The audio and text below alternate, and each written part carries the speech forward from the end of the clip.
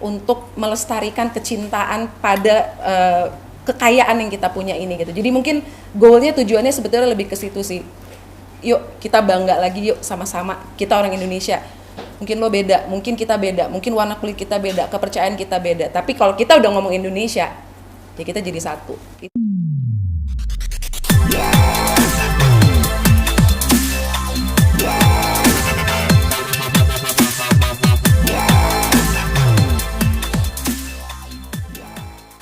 Dari Mbak Ki kan bisa menjelaskan dulu secara garis besar bagaimana latihannya hari ini. Terima kasih.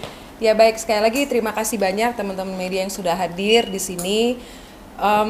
Aku mungkin menjelaskan secara garis besar aja dulu ya tentang apa yang akan kita lakukan di tanggal 3, 4, dan 5 Juni nanti, dan persiapannya hari ini ngapain aja. Jadi dari tadi jam 11 tepat saya kemudian juga rekan-rekan musisi yang terlibat melakukan persiapan dalam bentuk latihan.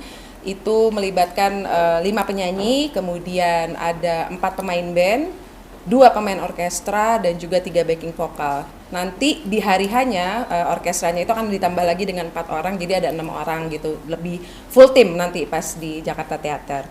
Nah, kemudian ini menjadi sesuatu yang cukup menantang untuk kami semua yang terlibat di pagelaran ini, terutama di divisi musiknya. Kenapa? Karena format pertunjukannya nanti itu akan sedikit berbeda dengan apa yang kami pentaskan di Prambanan. Jadi nanti di yang Jakarta Theater ini bentuk pertunjukannya itu akan menjadi kombinasi antara pertunjukan live dan kita kombinasikan dengan video gitu. Video pertunjukan yang kami sudah lakukan di Prambanan. Jadi dari tadi kami itu latihan menyesuaikan antara di bagian mana live-nya harus muncul, kemudian harus stop karena itu video, live lagi, video lagi, live lagi, video lagi, kurang lebih seperti itu. Dan yang pasti juga 5 penyanyi yang terpilih di pagelaran ini tentunya dipilih juga dengan alasannya masing-masing. Salah satunya yang udah hadir di samping saya, Mirabeth Sonia. Mirabeth ini adalah finalis Indonesian Idol, benar ya, Abe ya, panggilannya Abe. Mirabeth nanti akan menyanyikan beberapa lagu juga di pagelaran ini. Kurang lebih sebenarnya kita hampir sama sih pembagian lagunya, jatahnya lah kurang lebih seperti itu ya. Yang pasti memang ini hari ini latihannya baru setengah jalan nih. Kita masih akan nyelesain lagi setengah lagi gitu. Kita akan melakukan, kita nyebutnya putaran, itu artinya mulai dari depan sampai habis. Durasinya kurang lebih sekitar 1 jam. Itu terdiri dari terdiri dari 21 lagu daerah gitu ya, dari ujung Aceh sampai ujung Papua, di mana dibuka oleh lagu tanah air dan ditutup dengan lagu tanah air juga. Kurang lebih seperti itu mungkin yang bisa saya jelaskan ke teman-teman sekalian. Aku masuk ke dalam proyek ini lumayan agak di pertengahan ya, karena udah mulai dari bulan Januari. Jadi aku relatif baru gabung di pertengahan, dan pasti tantangannya sih untuk penampilan yang akan dilakukan tanggal 3, 4, 5 nanti itu perbedaan venue-nya sih sebenarnya. Karena saat di Jogja itu venue-nya tuh sangat buat kita performers tuh apa ya, karena sakral gitu ya, di Candi Prambanan ada kasih kita energi berbeda gitu. Gimana kita bisa bawa itu di panggung yang nanti kita akan lakukan pertunjukannya, gimana caranya kita bisa kasih energi yang sama gitu sih kalau dari aku berpertunjukan ini.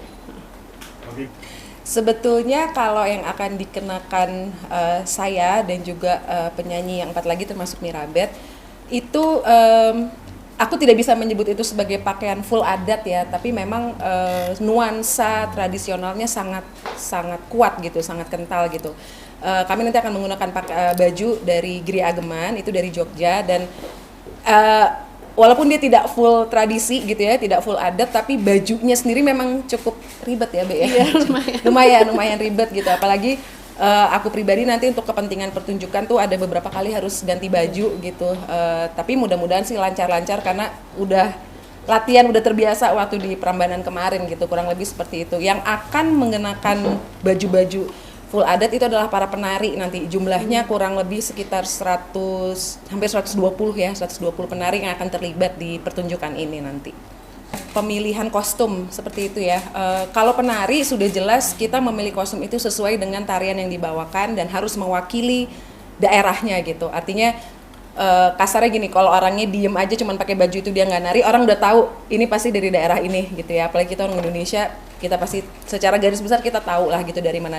Itu kalau untuk penari.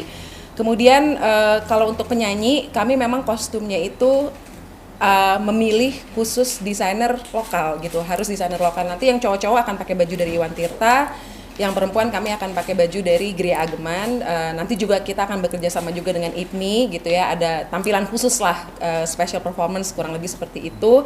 Kemudian melanjutkan lagi tadi ke pemilihan lagunya seperti apa sih gitu. Jadi memang ini satu tantangan yang cukup berat untuk saya pribadi gitu ya, karena Indonesia itu sangat kaya gitu, dan kalau kita bicara satu daerah aja, misalnya Jawa Tengah misalnya gitu, itu kalau kita mengulik lagu daerah atau lagu Nusantara dari Jawa Tengah gitu ya, itu pilihannya ada banyak banget gitu. Cuman saya kan harus menjahit ini sebagai satu harmonisasi gitu ya. Jadi tentunya pemilihan itu ada banyak sekali faktor penentunya gitu. Salah satunya saya harus paham betul liriknya bercerita tentang apa gitu. Bahkan saya melakukan research cukup mendalam gitu, lagu ini diciptakan sama siapa gitu, kemudian apa inspirasi di balik lagu itu. Jadi nggak bisa sembarangan nyomot gitu ya. Satu, kedua, di luar urusan ini saya juga harus memastikan bahwa ini adalah lagu-lagu yang cukup familiar gitu, karena gimana pun juga penikmat musiknya itu kan nanti penontonnya itu katakanlah orang awam gitu ya. Jadi paling nggak harapannya setidaknya tuh mereka bisa ikut nyanyi bareng aja, itu aja udah cukup buat saya gitu. Jadi memang penentuan 21 lagu yang bisa cukup mewakili seluruh provinsi yang ada di Indonesia tentunya bukan pekerjaan yang mudah gitu ya, dan itu pun sempat ada beberapa part daerah tuh yang diganti, kayaknya bukan lagu ini, kayaknya pakai lagu ini aja, kayaknya bukan lagu ini, pakai lagu ini aja gitu. Dan untuk persiapannya itu sendiri kurang lebih saya ngerjain itu dari akhir November, kelar itu di Januari, jadi kurang lebih 2 bulan gitu. Kemudian melanjutkan lagi pertanyaan yang berikutnya, apa sih tantangannya buat saya pribadi sebagai music director di sini? Jujur ini sangat menantang, cukup berat gitu ya untuk saya, karena rasanya ini adalah pertama kali saya ditunjuk menjadi music director untuk sebuah pagelaran khusus lagu-lagu Nusantara gitu. Mungkin sebelumnya saya pernah jadi music director, tapi skalanya tidak sebesar ini gitu. Jadi tentunya ini sangat memaksa saya untuk keluar dari zona nyaman gitu, dan awalnya saya cukup meragukan diri saya sendiri, saya bisa atau enggak gitu, bisa nggak ya gitu. Cuman alhamdulillah dengan support ring 1 gitu ya, orang-orang terdekat saya gitu, alhamdulillah bisa, dan saya juga dipertemukan dengan musisi-musisi luar biasa yang juga banyak sekali ngasih masukan gitu ya, ngasih advice gitu. Jadi saya sangat terbantu dengan itu. Dan terutamanya lagi yang cukup menantang di pagelaran ini adalah karena selain menjadi music director yang harus mempersiapkan musiknya, saya juga dituntut untuk ikut nyanyi gitu, untuk sebagai performer juga gitu. Jadi kayak fokusnya tuh ke bagi dua gitu, ngurusin musik tapi juga harus memastikan bahwa saya tampil dengan baik gitu. Mungkin itu yang bisa saya sampaikan. Ya, kalau untuk mungkin saya pecah dua ya antara musisi dengan penyanyi gitu. Kalau penyanyi memang saya membutuhkan penyanyi-penyanyi yang punya karakter suara kuat atau khas gitu ya, dan juga tentunya menyanyikan lagu daerah itu punya tantangannya tersendiri sih gitu, sangat berbeda gitu dengan kita nyanyi lagu pop biasa gitu kayak ya. Jadi memang ini bisa dibilang ya saya harus mempelajari track recordnya lah gitu ya, backgroundnya gitu. Kayak misalnya contohnya salah satu penyanyi itu ada Alsan Nababan. Alsan ini memang kalau di dunia permusikan Batak gitu dia namanya cukup besar gitu, karena dia juga adalah bagian dari komunitasnya Bang Vicky Sianipar gitu. Nah itu salah satu contoh aja gimana orang-orang ini terpilih untuk ikut nyanyi di project ini gitu. Itu kalau penyanyi. Mirabet pertimbangannya adalah karena kebetulan dia ini asli dari Kalimantan gitu. Jadi nanti teman-teman bisa lihat juga sih dia akan menyanyikan lagu apa gitu di situ. Dan pastinya juga selain itu ya, selain karena asli dari Kalimantan, Mirabet kalau menurut saya pribadi memang punya timbre suara yang khas gitu. Artinya yang bisa penyanyi itu banyak gitu di Indonesia, tapi saya butuh requirements khusus gitu untuk menyanyikan lagu-lagu ini gitu. Agak berbeda lah tantangannya. Kemudian tadi Masnya nanya apa? Musisi. Oh ya, kalau musisi itu balik lagi sama juga.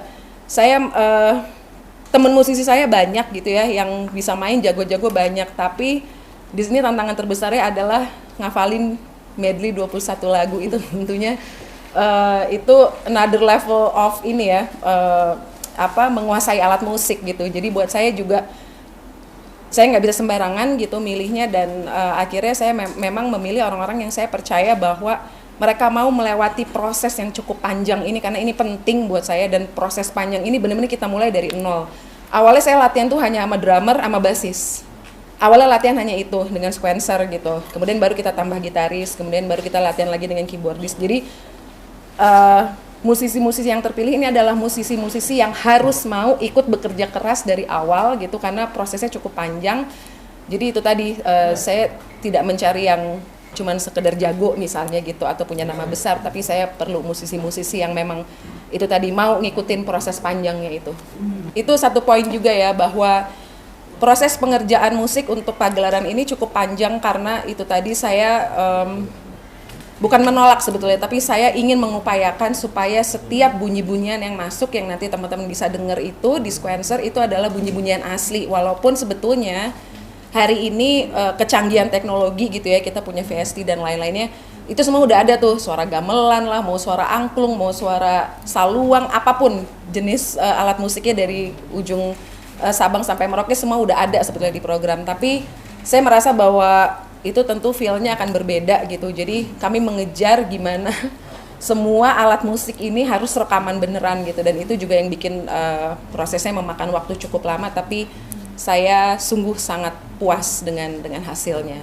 Ya, pesannya sebetulnya ada banyak ya. Kita juga banyak memasukkan subliminal message gitu ke dalam lagu dan juga pengadeganan di panggung. Karena sebetulnya pertunjukan ini, kalau secara garis besar mungkin kita bisa bilang pertunjukan lagu-lagu Nusantara, tapi di dalam situ ada pengadeganan juga, sehingga saya bisa menyebut ini sebagai mini musikal gitu mungkin ya. Nah, pesannya yang paling utama tuh adalah bagaimana kita merayakan keberagaman gitu, bahwa kita mungkin sering dengar yang ujung-ujungnya tuh hanya jadi slogan gitu, kebinekaan gitu, keberagaman. Tapi lewat pertunjukan ini saya pribadi dan juga mungkin mewakili semua teman-teman yang terlibat di sini ingin menyampaikan bahwa keberagaman yang kita punya itu sungguh satu kekayaan, ini sungguh satu harta yang tidak terhingga gitu, yang kita harus bangga gitu, bahwa kekayaan ini tidak dimiliki oleh negara lain gitu. Kita benar-benar nanti mungkin teman-teman bisa ngerasain sendiri ya saat nonton pertunjukannya, benar-benar mulai dari Aceh sampai di ujungnya kelar di Papua itu, aku yakin itu pasti akan menumbuhkan perasaan bahwa untungnya gue orang Indonesia gitu, betapa bangganya gue jadi orang Indonesia gitu, seperti itu. Kemudian ada message-message lain yang kita coba sampaikan, bahwa kita melihat lewat pertunjukan ini kita coba memotret Indonesia sebagai sosok Ibu Pertiwi itu kayak apa sih gitu. Ibu Pertiwi yang kita jaga ini, dimana kita lahir di dalamnya, gimana, apa sih, kita udah ngasih apa sih kontribusi kita sesuai dengan profesi kita masing-masing, apa sih yang udah kita lakukan, mungkin itu. Abe mungkin mau nambahin apa sih pesan yang bisa kita sampaikan lewat pertunjukan ini? Kurang lebih sama sih, rasa bangga jadi part of Indonesia, tanah air.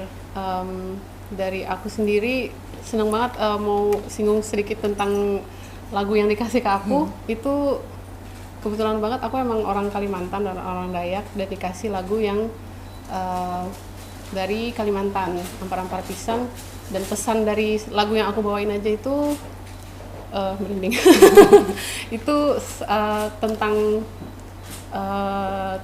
bagaimana kita punya banyak kepercayaan ya di negara kita, dan gimana dalam adat aku sebagai orang Dayak, kita berdoa kepada Tuhan untuk kesejahteraan, untuk kesehatan, segala macam, dengan ritual yang berbeda-beda dari setiap daerah itu. Jadi itu cuma dari salah satu lagu ya, dari seluruh pertunjukan, dan itu aja udah sangat buat aku bangga. Jadi melihat secara keseluruhan makin besar lagi rasa bangga itu, dan itu yang pengen disampaikan ke penonton juga, dan semoga mereka juga bisa ngerasain yang sama yang kita rasain saat ngelakuin pertunjukan ini. Sebetulnya sih kita tidak ada goal ke sana ya, artinya salah satu visi dan misi dilakukannya pertunjukan ini Bukanlah kalau mau kita sebut gitu ya, karena kami lebih fokus kepada apa yang kita punya, bagian dari budaya ini ya. Itu semua satu lingkaran besar tuh. Ada musiknya, ada tarinya, ada puisinya misalnya, macam-macam, segala macam bentuk seni yang ada di situ gitu, motif kainnya, tenunnya dan lain-lain. Itu sesuatu yang kalau kita hari ini tidak melakukan sesuatu untuk melanggengkan atau melestarikan itu, ini akan nguap, ini akan hilang gitu. Generasi-generasi di bawah kita mungkin tidak akan lagi punya kesadaran untuk melestarikan kecintaan pada kekayaan yang kita punya ini gitu. Jadi mungkin goalnya, tujuannya sebetulnya lebih ke situ sih. Yuk kita bangga lagi, yuk sama-sama, kita orang Indonesia. Mungkin lo beda, mungkin kita beda, mungkin warna kulit kita beda, kepercayaan kita beda. Tapi kalau kita udah ngomong Indonesia, ya kita jadi satu. Itu aja sih tujuannya. Yang bisa saya sampaikan juga di sini, saya merasa sangat beruntung diberi kesempatan ini ya. Jujur teman-teman, awalnya saya sempat bukan marah sih, tapi apa ya, itu tadi mungkin berangkat dari saya meragukan kemampuan saya sendiri gitu ya. Artinya kan kadang kita suka takut ya saat kita dihadapkan pada, sebetulnya itu sebuah kesempatan gitu, terus dihadapkan pada kita dan sesuatu yang kita belum pernah kerjain, benar-benar first time gitu ngerjain itu, terus pasti ada kan mempertanyakan diri sendiri yang gue bisa nggak sih gitu. Tapi syukur, alhamdulillah, puji Tuhan, ternyata gitu lengkap dengan semua stres dan tantangannya, ternyata saya sangat menikmati gitu. Saya sangat menikmati punya bukan mainan baru juga sih, tapi mungkin keluar dari, biasanya kan kalau kita penyanyi tuh yang ngulik lagu gitu kan, atau nulis lagu aja gitu, atau misalnya coba ngedirect orang jadi vocal director misalnya gitu. Nah ini tuh bener-bener sesuatu yang di luar itu semua gitu, dan ternyata saya sangat menikmati dan alhamdulillah dikasih kelancaran, dikasih banyak sekali support dan bantuan sama orang-orang di sekitar saya gitu. Itu aja mungkin.